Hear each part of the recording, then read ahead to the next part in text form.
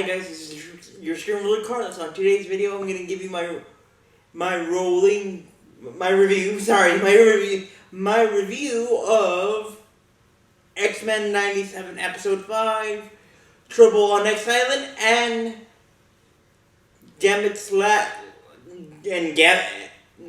Trouble on X Island, and Gambit's Broken Heart card. So here we go, guys. First of all, I really enjoyed enjoyed this episode because we got back into one single story. And that is the main story that we've been following from the third episode, from the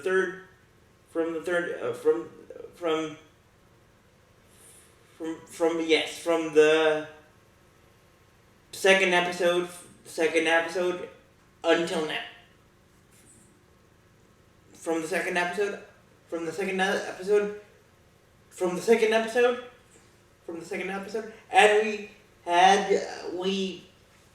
and in episode 5 is it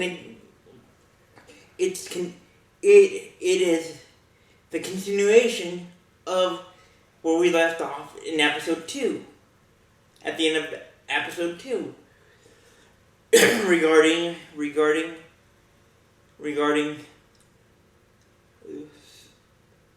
Mr. Sinister and his evil plot. But in this episode, in episode 5, there's a new main player. There's a new main player and one big surprise. One big future surprise from the future, which I'll get to here in a little bit. So we're just like where I left off at the end of episode 2. At the end of my review of episode 2, we knew that I told you guys that the UN was considering to put or basically guarantee a spot for Kenosha, the friendly mutant island, or in this case, I'm going to call it X Island, because that's the name of X Island, to join the UN. So that's where we left off, and of course the whole mess with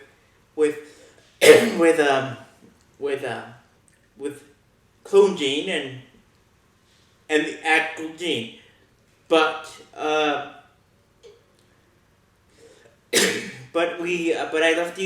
I left you with a cliffhanger.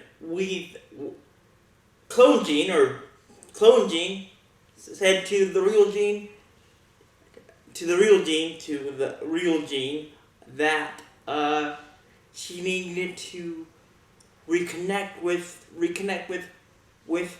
Cyclops' eyes, meaning reconnect with Cyclops and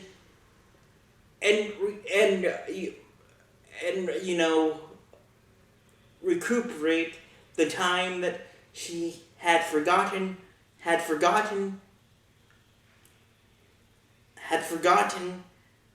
time with Scott before Mr. Sinister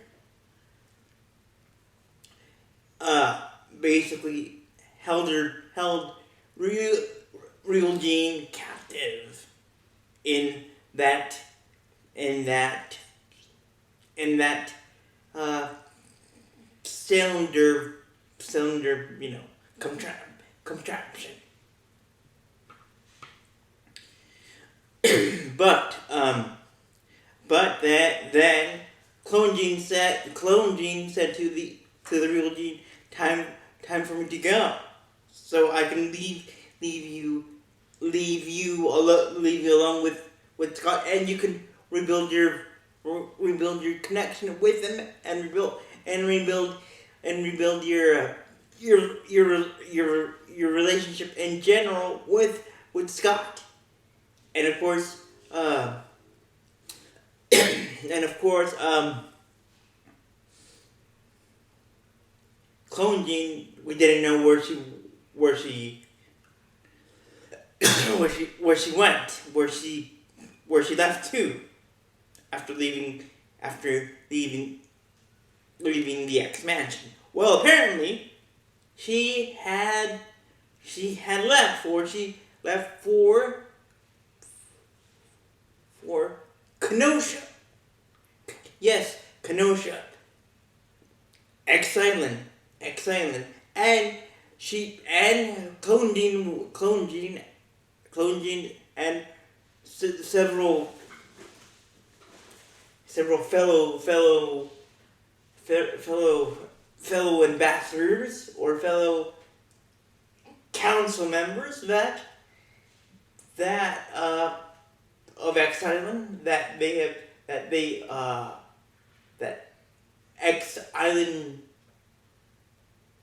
inhabitants or inhabitors created. But anyway, the citizens, or the citizens of X Island, or X Island, aka Kenosha, made the decision to make their own council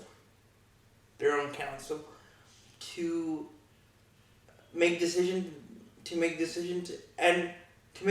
and decide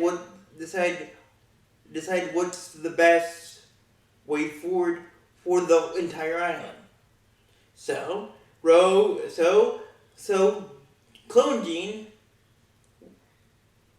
went there. She apparently left the X Mansion, and she apparently went to Kenosha, where she became the second or the first.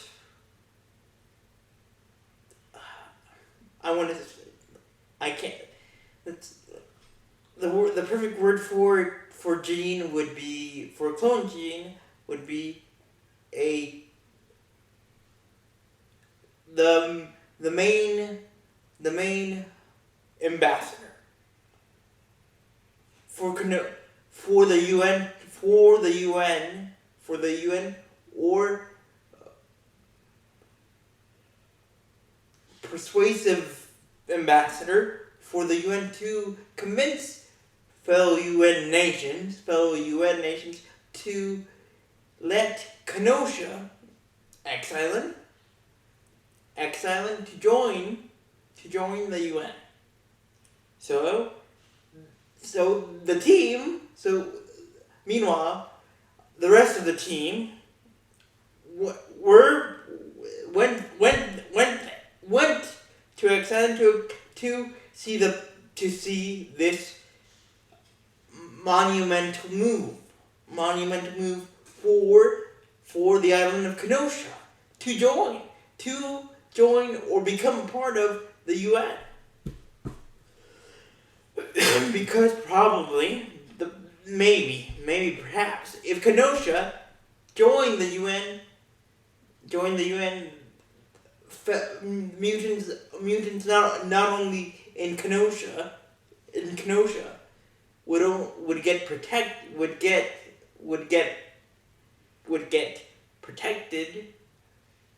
but this would also create a a shield or a blanket for all mutants that were being hunted and prosecuted, and looked with bad eyes, or prosecuted by us humans.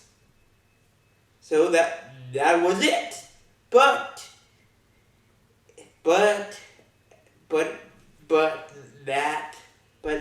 that would turn into something totally different. More than we expect. Maybe more than we expected, guys. Because the new player, a new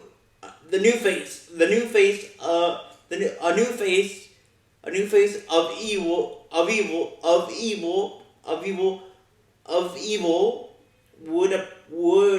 would come to light, or in this case, a new face of Sentinel Evil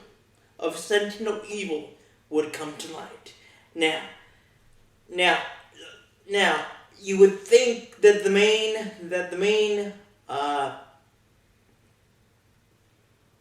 main bad guy would be Mr. Sinister, but Mr. Sinister is actually a ghost main protagonist, or an evil pawn to the main villain. Because the main villain, the main and new face of evil in X-Men 97, besides Mr. Sinister himself, is a guy named Bastion. Now, according to X-Men lore, and probably, and guys, you can check me on this. X-Men lore and probably Marvel X-Men comic book lore. Bastion is a superior form of mutant, but he's not your typical mutant. I would call Bastion a similar version to Mr. Sinister. But with Sentinel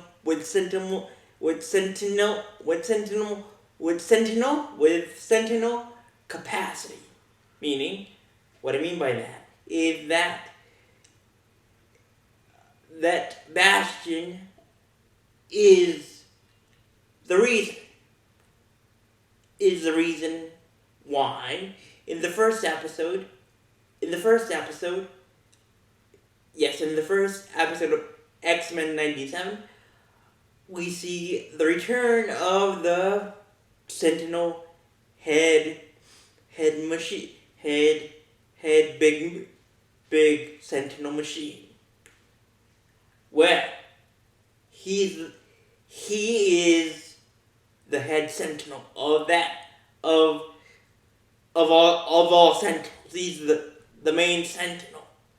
What I mean by that, if you get him, or if you attack him, you attack the Sentinels across the board, because Bastion controls the Sentinels with his powers. He's a Sentinel. He's a Sentinel himself. So with that being said, a Sentinel's pretty bad. A Sentinel is pretty bad. Now that Bastion into the equation. A normal Sentinel is pretty bad. A normal big Sentinel is pretty bad. But now if you add Bastion as the main connection, or the main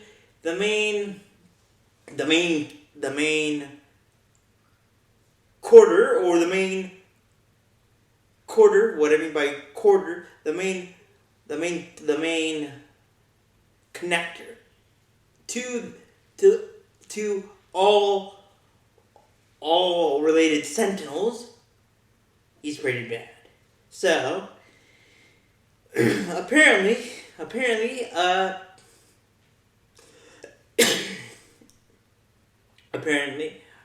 back in the day, back in his war-torn country of in some region in Russia, according to Marvel, young Bastion, full name Sebastian, had the ability, had this telepathic or this strange power come to him of basically turning his brain and eventually his body into the main cerebral cortex. Yes, the main cerebral cortex, or the main brain, the main cerebral connection to all sentinels, and that made, of course, young Bastion smart, sentinel smart, and when you add the technical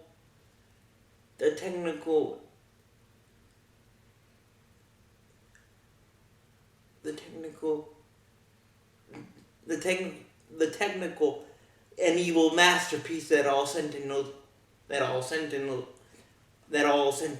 are, you have a very potent and very, very toxic and very, very poisonous and very lethal combination.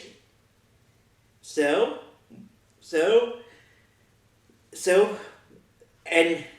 with that being said, Mr. Sinister, our favorite mutant vampire, he reports to Bastion, and Bastion therefore by the end of this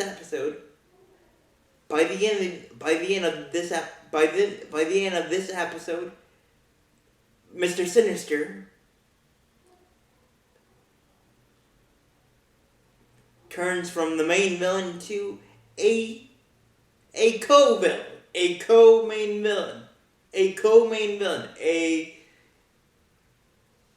an accomplice villain, and that puts Bastion as the main villain, as the main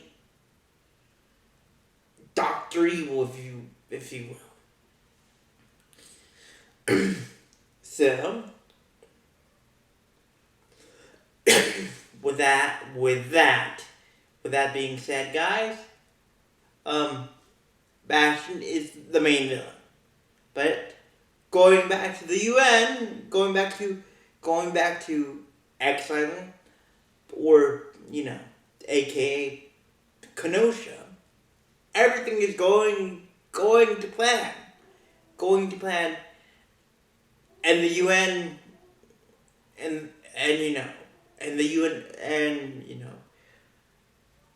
the professor's UN friend or government friend who is a member, who is the representative of the U.S. of the U.S. in the United Nations,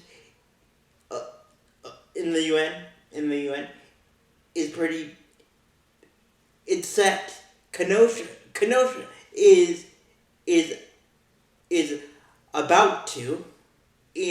on the cusp of joining the UN when something terrible happens. And this is where it gets crazy as crazy as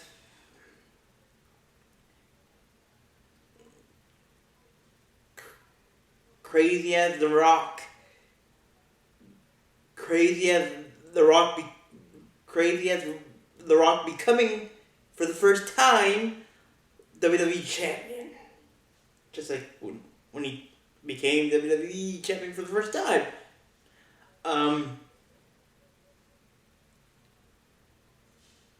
But before I get to that, let's get into where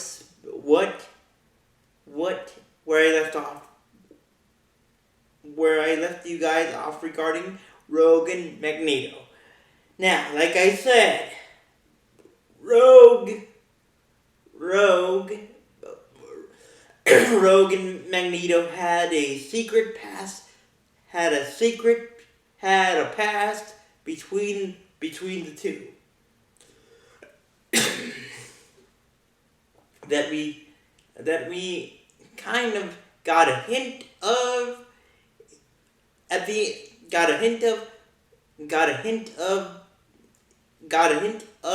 in the middle of episode 2, where Mr. Sinister or Sinestro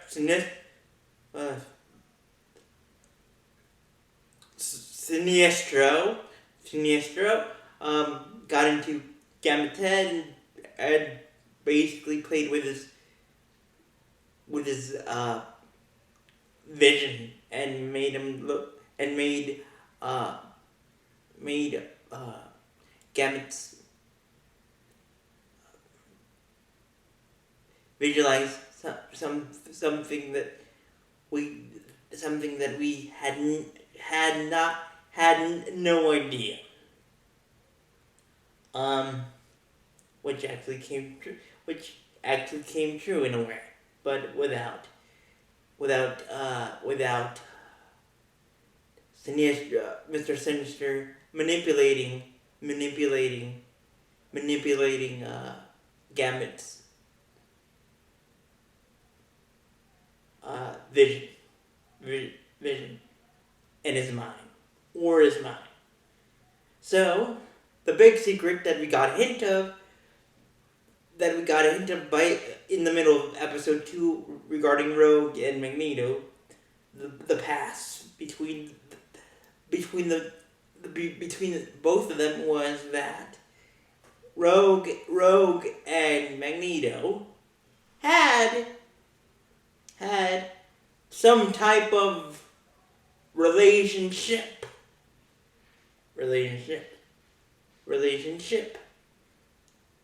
And of course, our favorite card playing friend Gambit. Just like I said in my episode 2 review to you guys, he has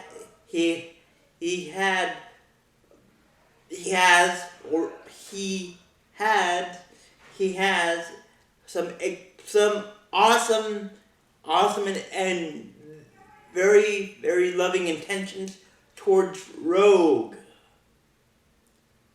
And we would find out the rest of this story in Kenosha. Because, like I said, every mutant across the board was excited to go to Kenosha and finally see Kenosha join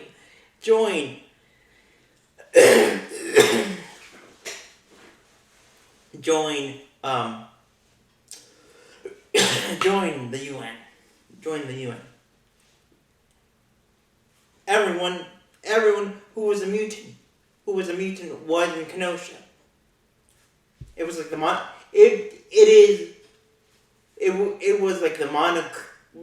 It was like Monaco. It was like the Monaco Grand Prix. But anyway, everyone was excited. The the whole crew, basically, the X are, the team with Rogue, and of course Magneto, and of course Gambit, and the rest of our favorite mutants. Join in the fun. Join in the fun. Then it happened. Then it absolutely happened.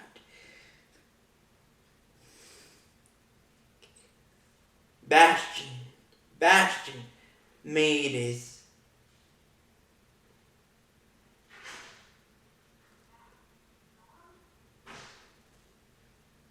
machinic, yes. Centenalic, yes. I just made up a word. Centenalic,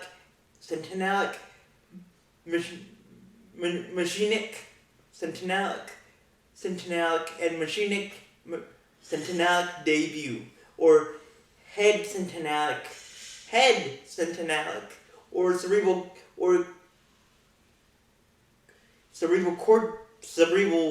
or centenalic mastermind debut by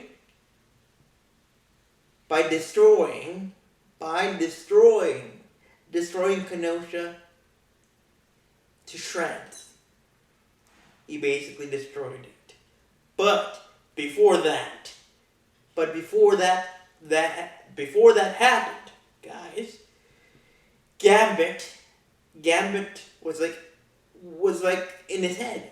I need to tell this to Rogue before she just completely melts, basically becomes putty,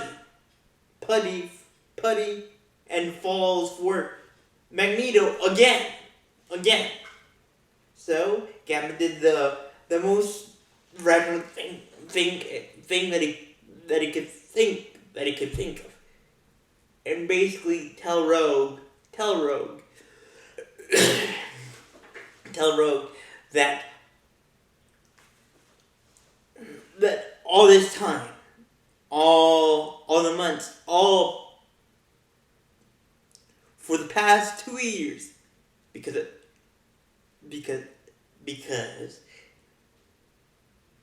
for the past 2 years, or for the past 2 years, that would be by the end of the original series of X-Men, and 1996, and today, meaning today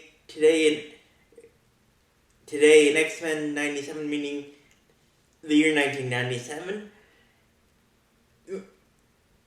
Gambit tried his best to take and beat his heart out, beat the holy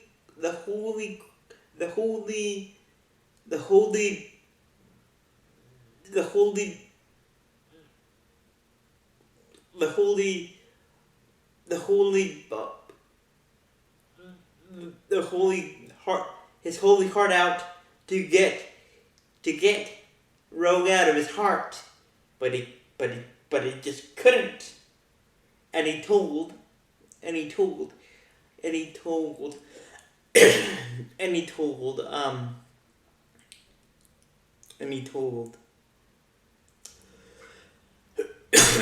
Rogue that, in fact, he tried his best to forget about his feelings towards her, but he just couldn't. And he told Rogue, without saying the words "I love you" specifically, he said to Rogue, "I love you," without saying the words,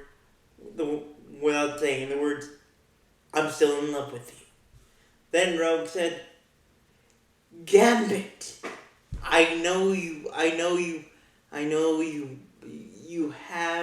still have these feelings, but if I touch you, you will die." Because again, Rogue's awesome powers is to take the energy of whoever she touches. But here's the key. The only one that she can touch without him getting hurt is Magneto, because Magneto's internal and external magnetic shield around his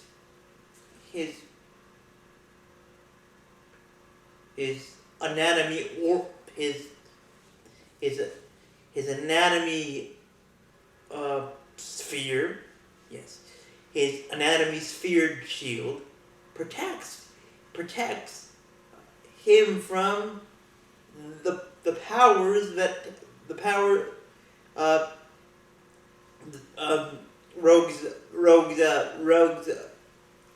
rogues stealing energy mutant powers. And Gavin was like, well, I know, even though Rogue didn't say Magneto's name specifically. Gambit, our friend Gambit, our favorite card playing friend or mutant, he knew who Rogue was talking about, and it was Magneto. But at the end of this intense and romantic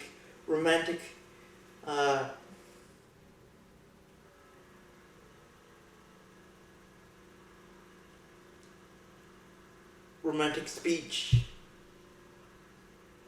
for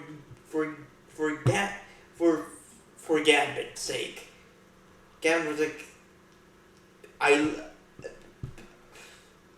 love you, Rogue, and I know you love me. Even though I know and you know, even though I know if I get close to you, your mutant powers will hurt me, but I don't care. And I know you love me. And you don't want to tell me that you love me too, because if you say that I love you too, Gambit,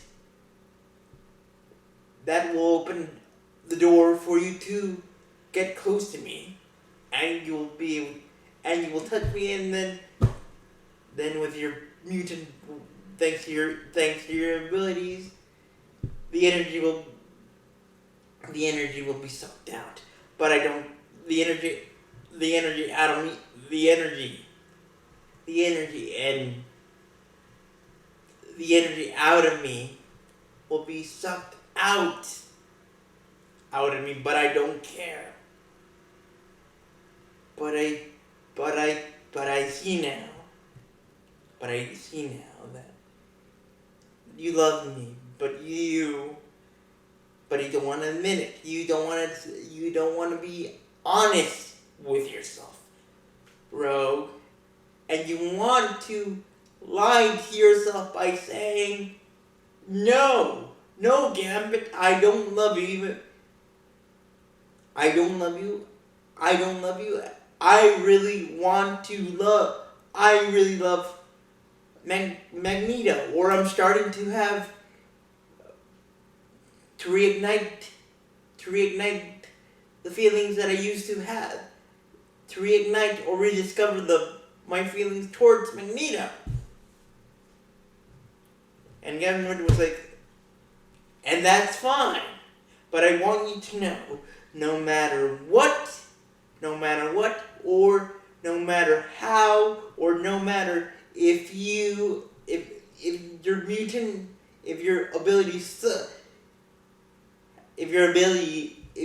abilities have the ability to suck the energy out of my body, I love you. And Rogue was like,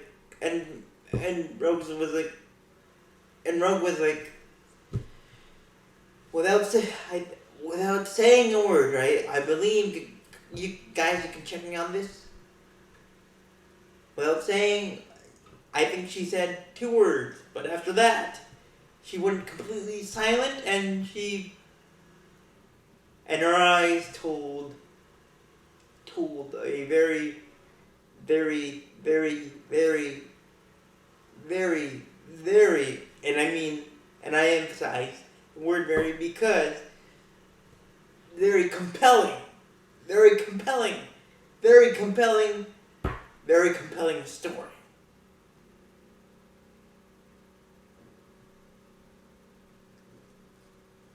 As this was going on,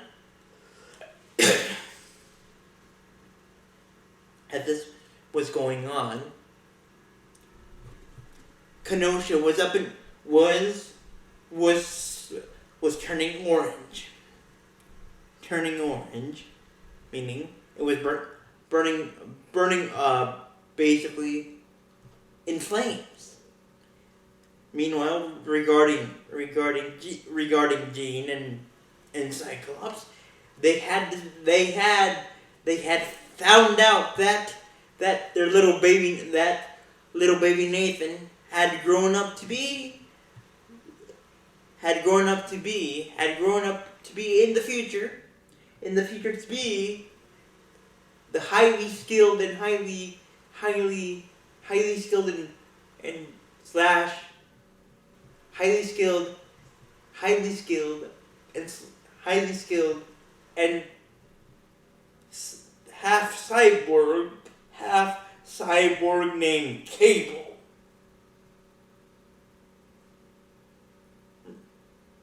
Mercenary. Yes. Cable. Yes. Cable from Deadpool 2 is actually Nathan Charles Scott Summers, aka known as Jean and Cyclops' infant son from at the end from episode 2 in the future. So yes, I mean Cable,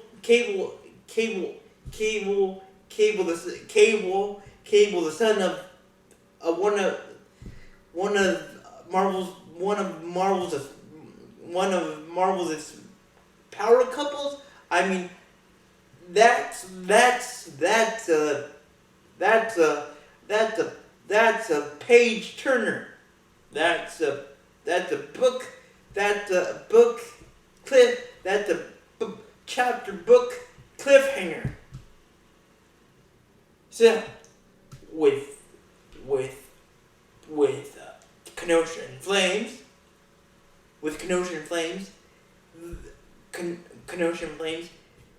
Cyclops, Jean finding out that Cable, the highly skilled cyborg mercenary from the future, knowing that Cable is their son, and at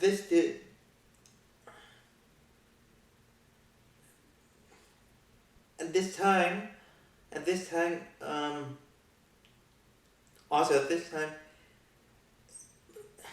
then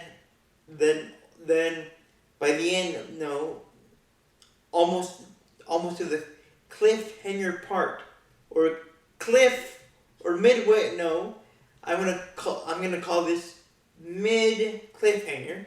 Almost to the cliffhanger of the episode, we find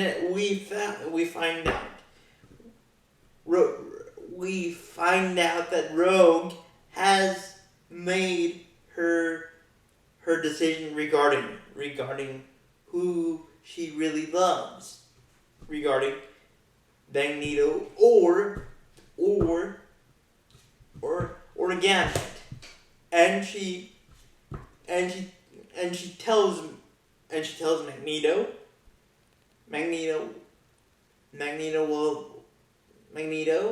that she chooses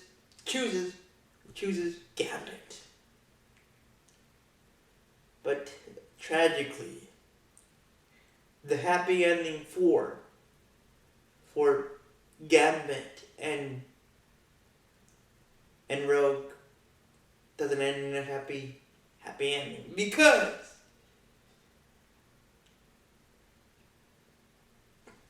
the team is split up. By the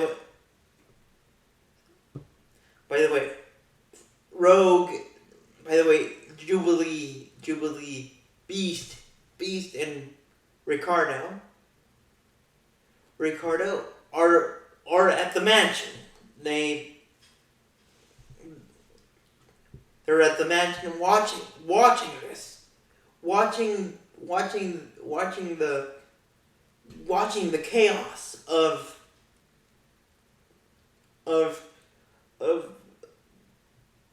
Kenosha. Just seeing it burn to the ground by Bastion, by this new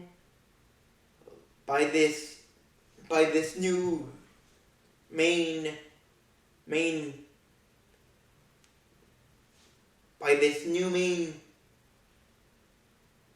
evil force, turned Kenosha into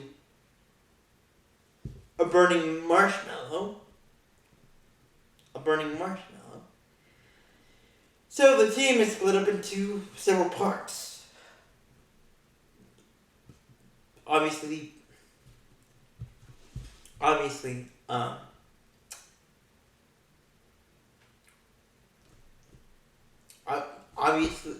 no. So there's two teams, or the team that is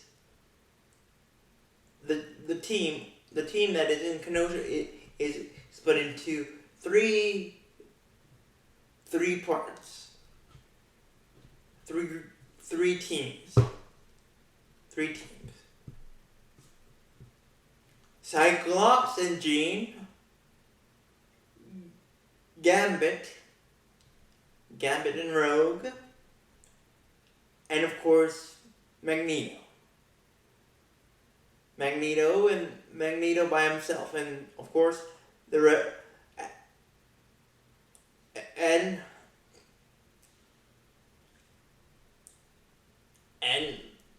and of course the civilians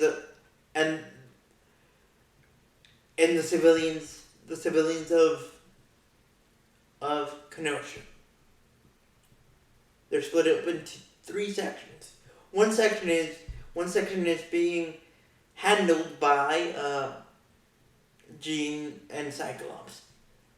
The other section 2, or sector 2 of Kenosha is being handled by Gambit and Rogue, and section 3 is being handled by Magneto. Meanwhile, section 4 is being handled bravely to the best of their abilities, is being handled by civilians, by the cohabitators of Kenosha. And by the way, sidebar, this is where we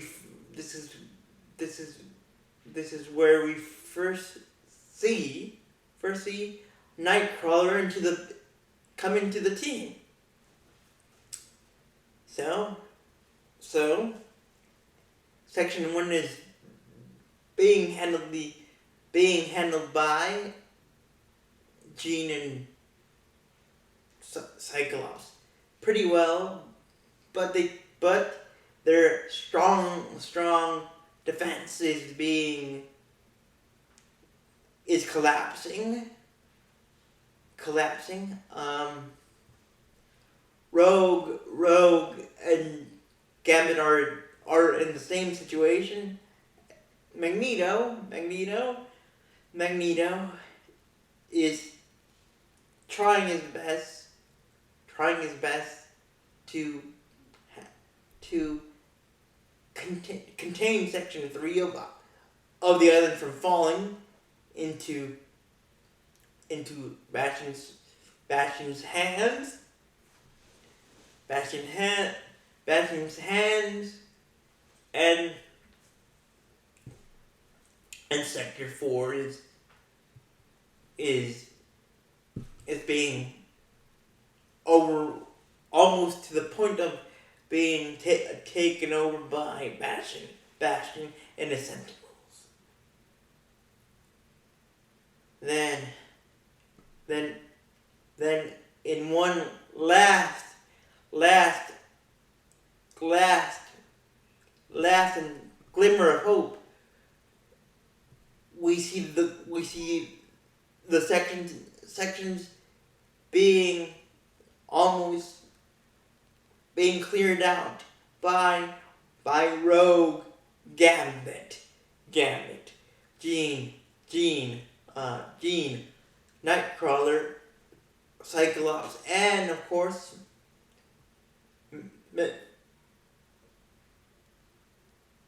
Magneto, and Cable,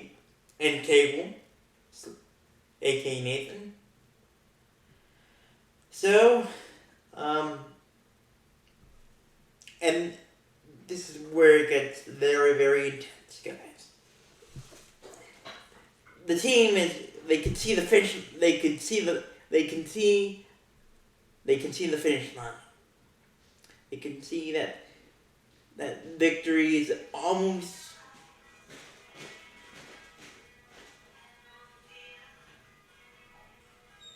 in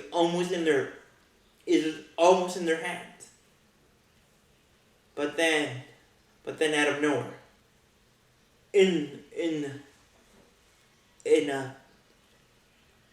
but then out of nowhere, a big main sentinel, a big head sentinel comes into the picture and basically wipes out section 4 that again is being protected by the fellow cohabitators of Kenosha. Just this big sentinel just wipes out section 4 of Kenosha, and Magneto is appalled by this, and he tries his best to stop this big sentinel, but he doesn't succeed, and I'll get to that part here in a little bit. Before that, this main sentinel did the unthinkable.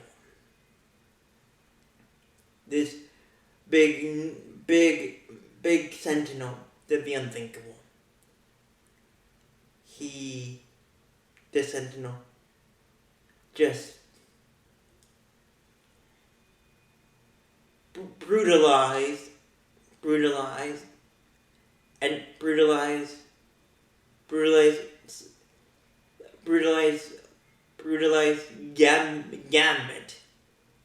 and Rogue. Just beat them up. Just basically obliterate them. And when all hope was lost for Rogue and Gambit just through his last just had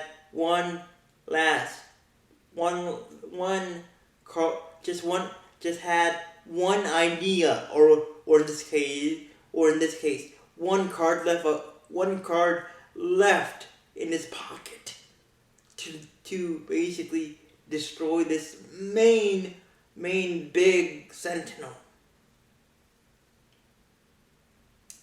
And the sentinel tragically basically pierced,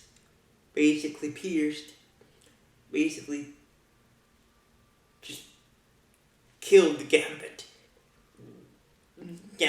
But before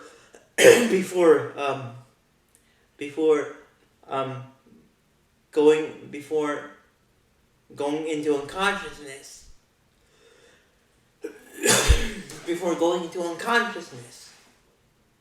from being stabbed or being beaten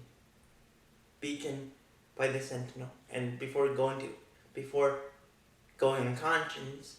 unconscious, Gambit said to the sentinel, My name is. They call me Gambit. And the whole section 2 of the island of Kenosha just blew up. Basically, what Gambit had done is basically had sacrificed himself to not only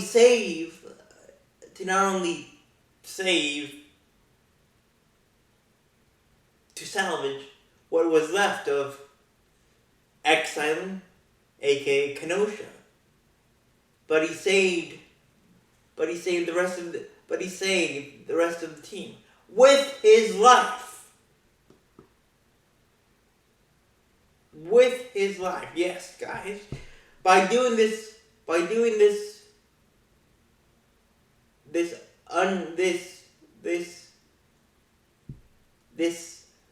type of heroic ungambit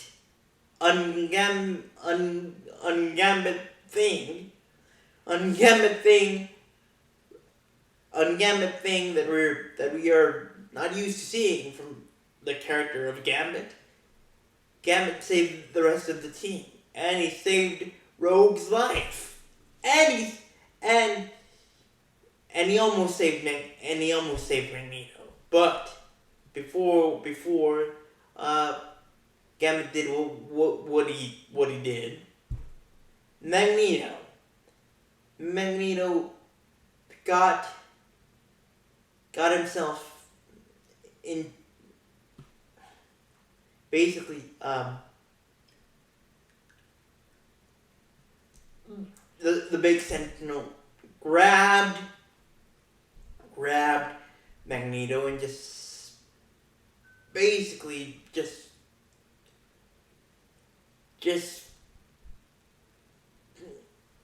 crushed him. But just like Gambit, before Gambit did what he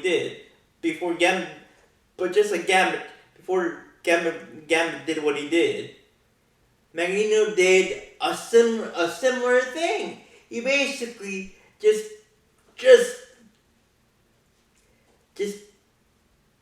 used all the magnetic energy that he had left in him to basically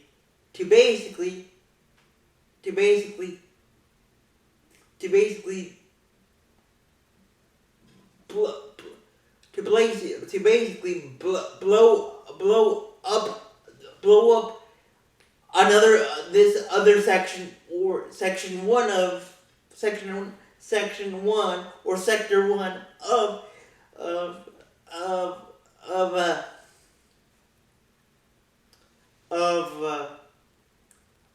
Kenosha. That led to the big sentinel. The big sentinel basically almost collapsed. Then, of course, like I just said, just then of course, just like I said, Gambit did what he Gambit sacrificed himself to basically save Rogan, and again he tried to save Magneto, but Magneto just basically blew himself up, or did he basically turned his energy, himself into a magnetic atomic bomb. Then of course, just like I said, Gambit sacrificed himself to save Rogue and the rest of the team. But if Magneto hadn't done what he did, Gambit would have saved Magneto as well. And after the dust was settled,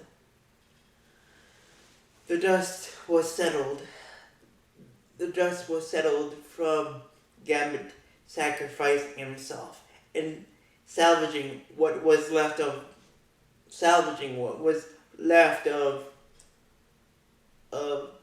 Kenosha.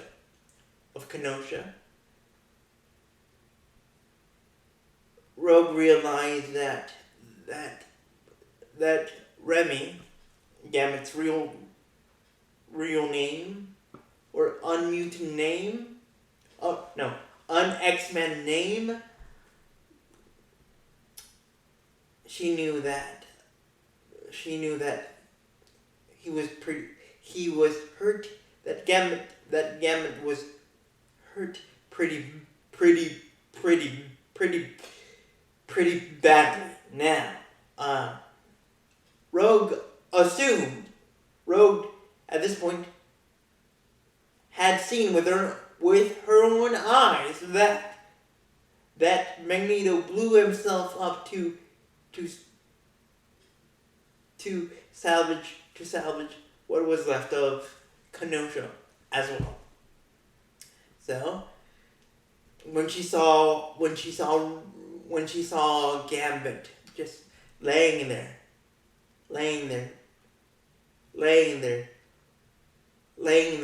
she thought the worst. She thought the worst, just like the rest of us. Just like the rest of us. Gambit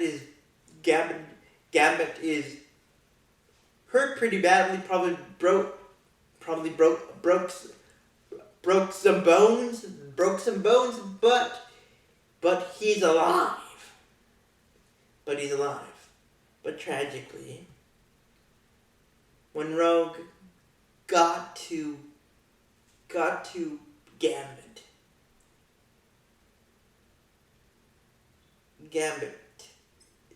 she saw the damage.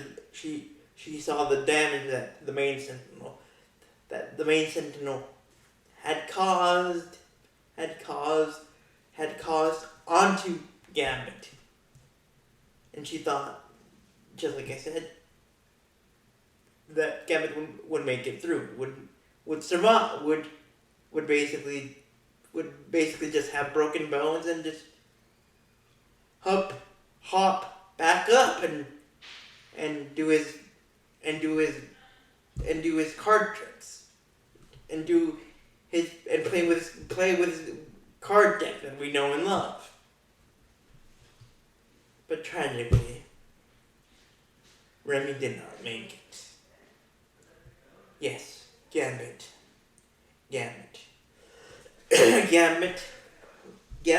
tragically became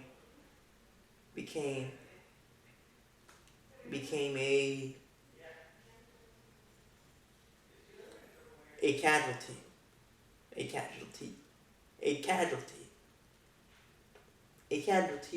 to all the casualties included. He added to the casualty count of the attack that Bastion had made onto Kenosha. And this, for the first time ever, I think we saw the ultimate, the purest sign of emotion from Rogue towards purest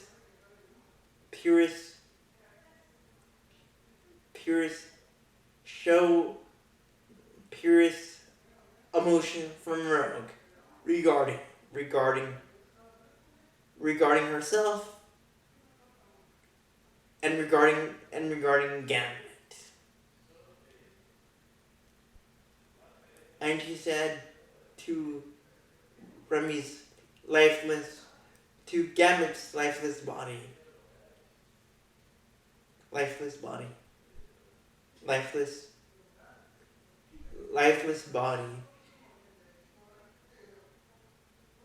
Remy, I can't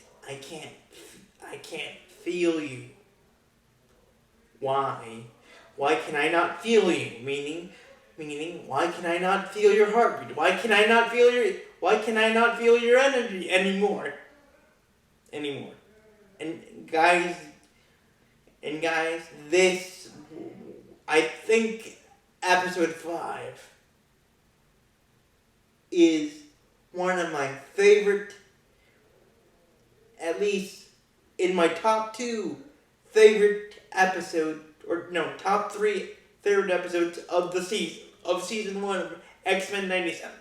So with that, with Rogue's final words saying, Remy / Gambit, I can't feel you. I can't feel your energy. This is how episode 5 of X-Men 97 ends.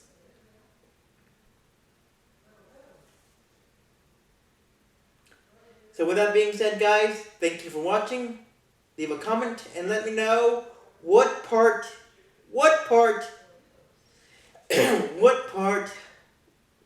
of this episode did you like?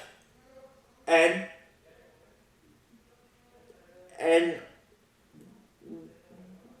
if you were Rogue, what kind of mental state would you be at if you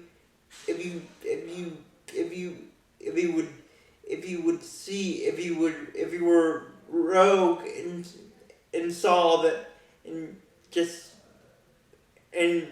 saw your version of Gambit basically die right in front of you. Would you feel obviously you would feel pain, but would you be angry, more angry that would you be more mad, or would you be just plunged into a deep sense of grief and sorrow? So with that being said, guys, thank you, leave a like, and I'll see you next time. Bye!